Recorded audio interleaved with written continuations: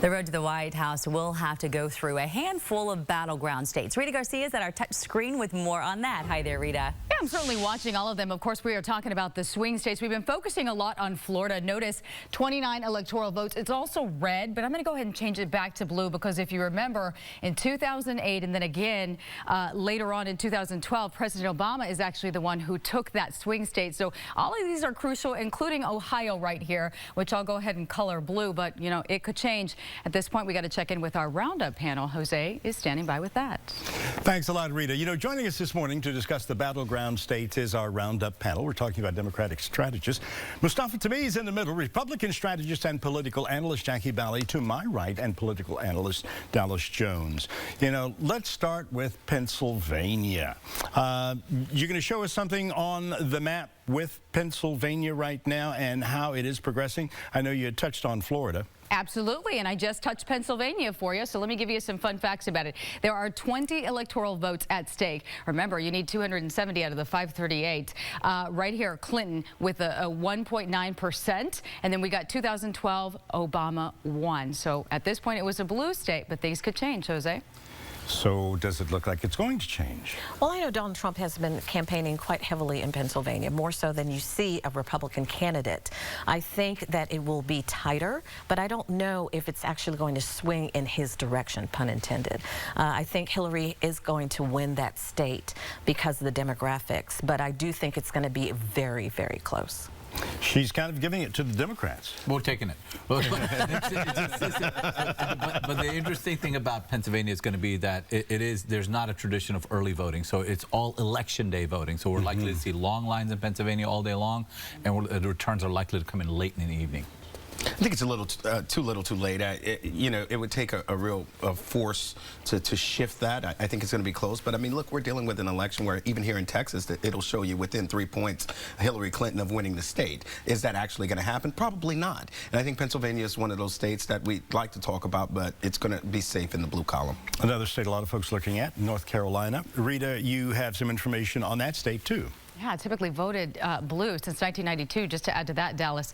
Let's talk about North Carolina right now. We'll go ahead and pull the state up for you, and then a couple of fun facts for you. 15 electoral votes is what we're talking about. Of course, you may remember Hillary Clinton was there campaigning along with Lady Gaga, Bon Jovi. She's pulled a lot of that star power. And then in 2012, it was actually Romney who voted.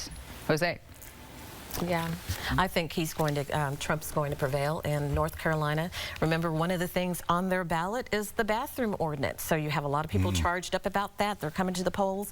I think Donald Trump will win North Carolina. Well, you know, it's important to note in North Carolina there's been a lot of talk lately about the fact that the black vote there is down. It's a fact. That was a huge factor in President Obama's win there. Whether or not the new Clinton coalition of educated white women and Latinos will be enough to pull her through the state, I don't think so. I would put North Carolina in the red column as well.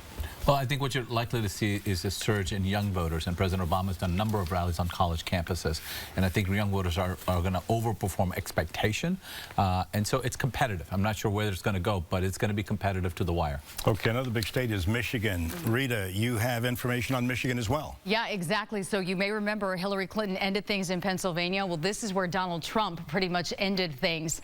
So if we take a look at the state, we're talking about 16 electoral votes for grabs, and then also Clinton with a 3.4% margin ahead. And then in 2012, remember, Obama won the state.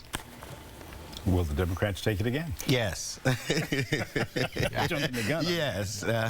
You don't seem to think so. I think Michigan's going to be more in play than people want to realize because of a lot of the hardships that a lot of the electorate have been going through, and they've noted that. That 3.4%, I think you'll see that definitely diminish on Election Day.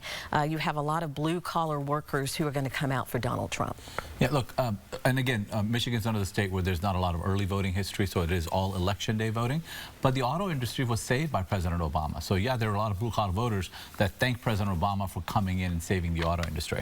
Michigan's a big union state, and unions have put a lot of money into it. They're gonna really work the electorate. They tend to favor Democrats, and it's gonna hold steady.